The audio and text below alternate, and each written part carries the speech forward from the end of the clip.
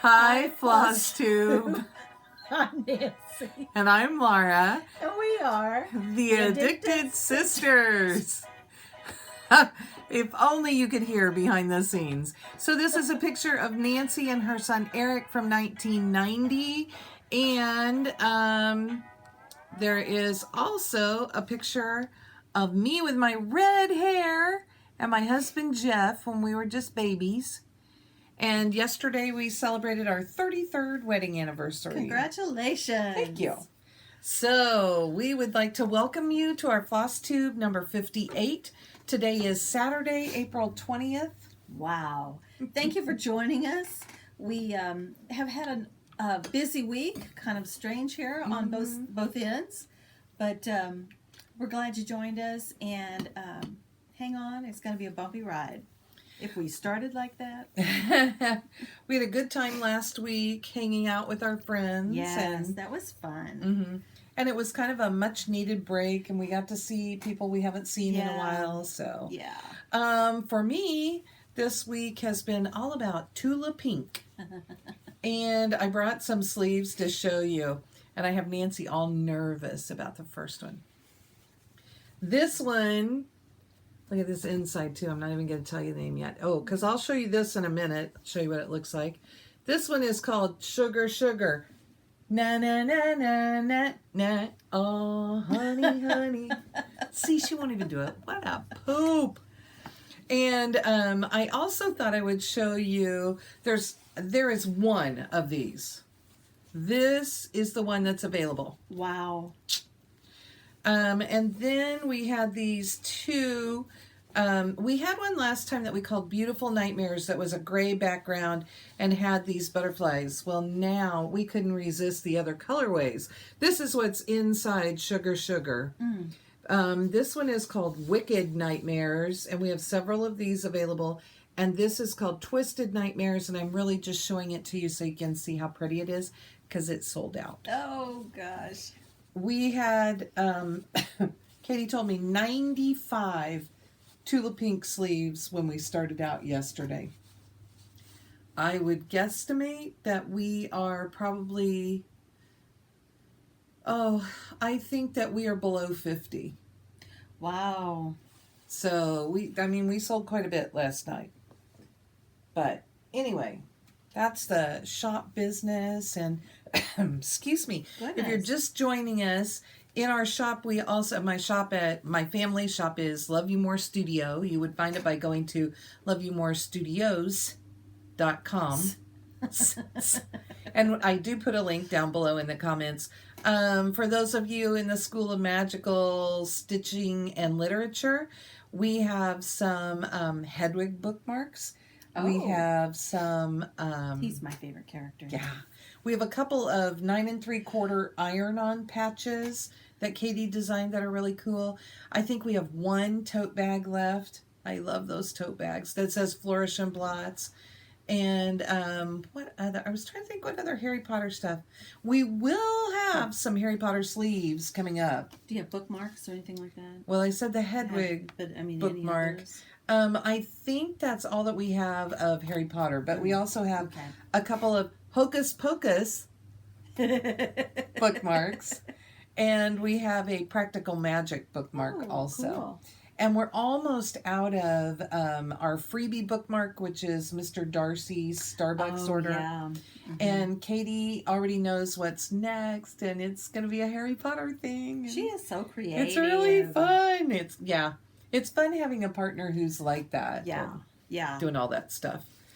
So we wanted to talk about our comments from last week. Last week our question was, how many completed projects do you need to fully finish?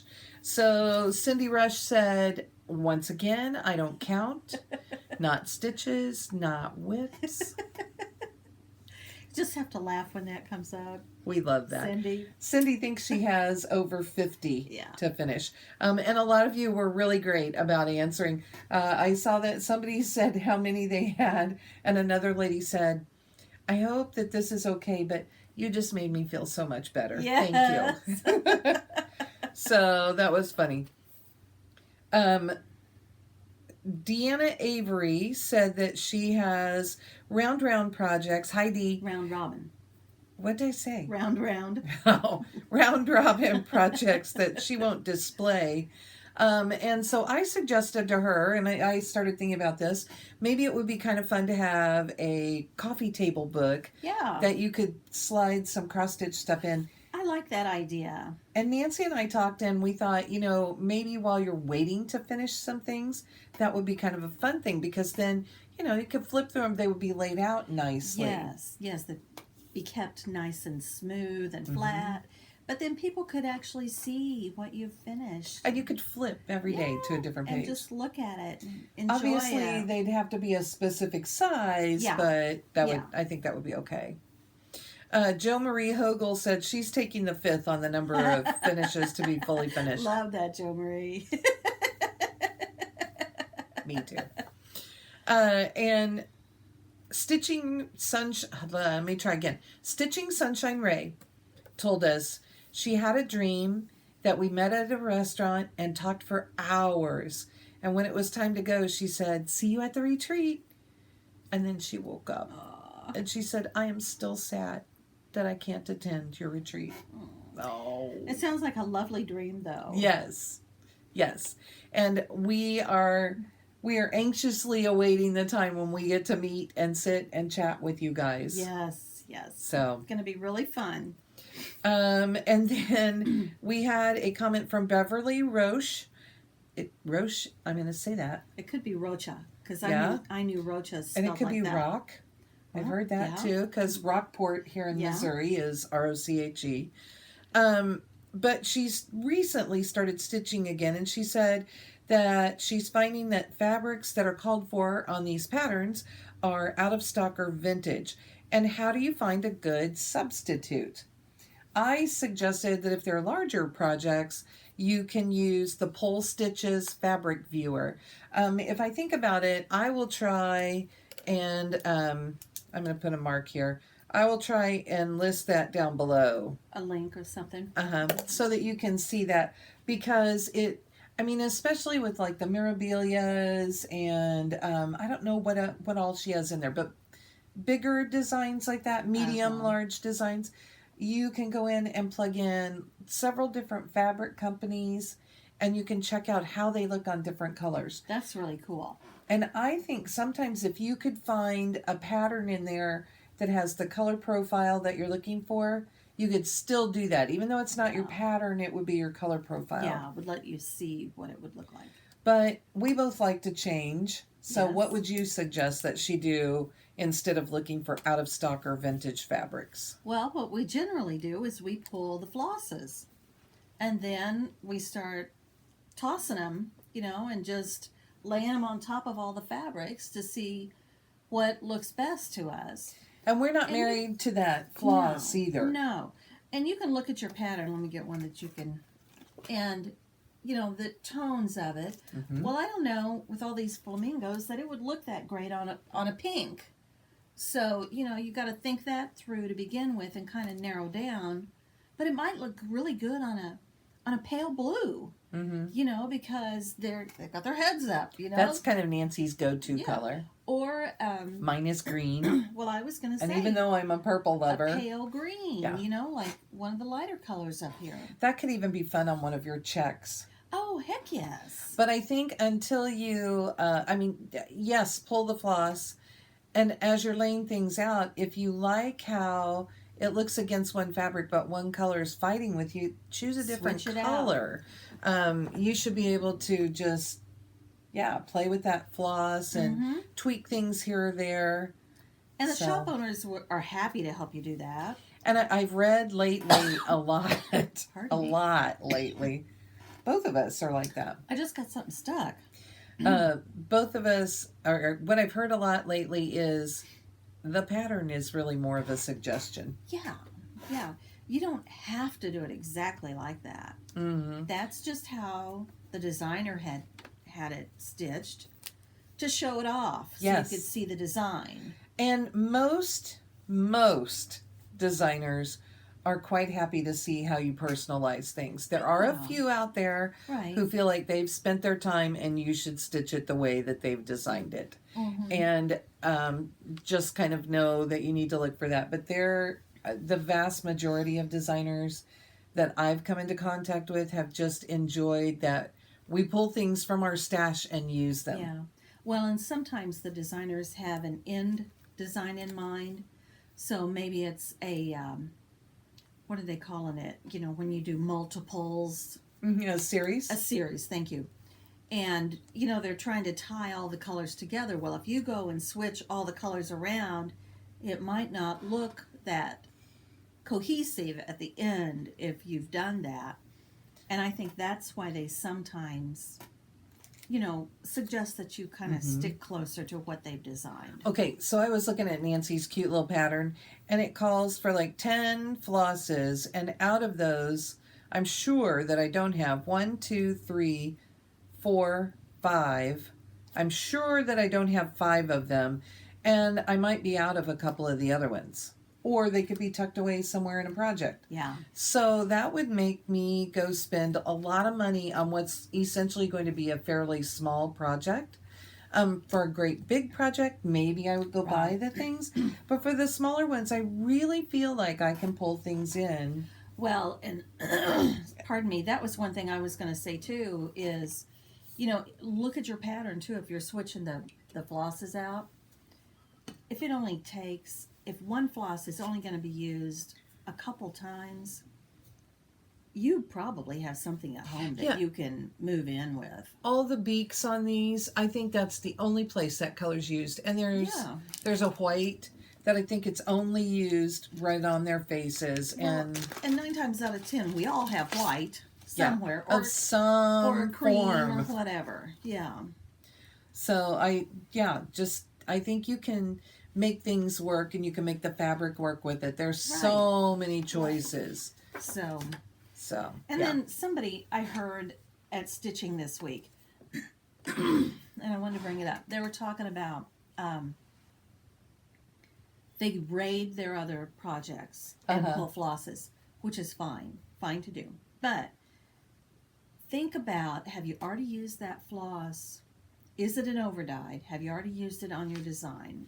And are you going to need to use it again? If you are, I would suggest not touching it. If it's one that's heavily variegated. Yeah, because, I mean, you saw when I did, what I always say it backwards, Bunny Honey. I had 3 different colorways in that one color. So, you know, if you pull that and then you go back to your design. Nancy and I looked at, I think it was hibiscus at the shop last weekend. Yes. And 3 skeins were this beautiful pink and overdyed. Yes. And the 4th one back there was this really, almost like this peach. It was as opposed to something down like in here. This. Yeah. So this to this in the floss. So yeah, that's a good tip. So think about that. Pro tip. Whoa, tip! I got one finally. Okay, so that's what we had in the way of comments. And our question of the week for this week, we're looking forward to your responses, is what's your favorite needle? And Nancy and I both use, specific needles, although I will say I have needles I really, really like. I use Petites.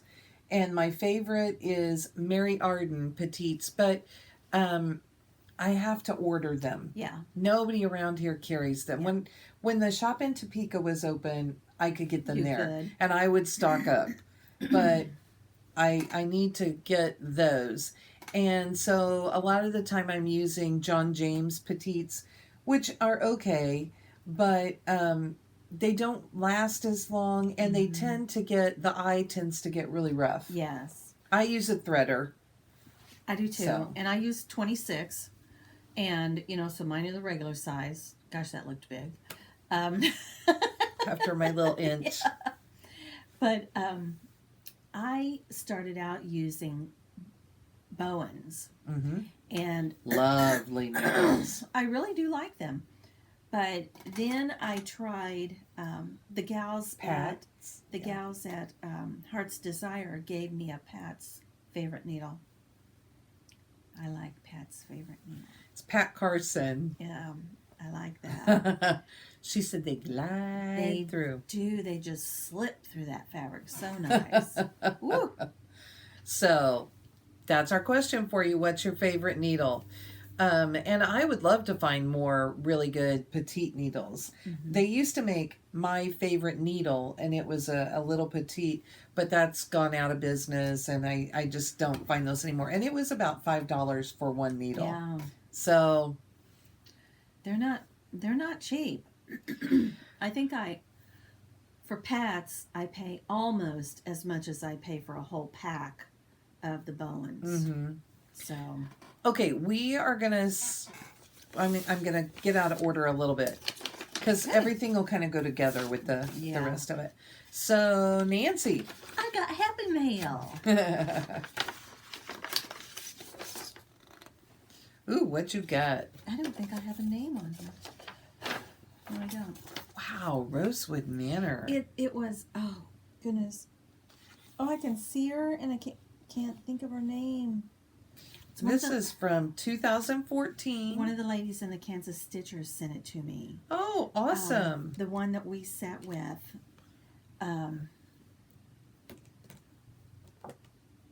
Oh, darn it. I can see you, but I can't think of your name.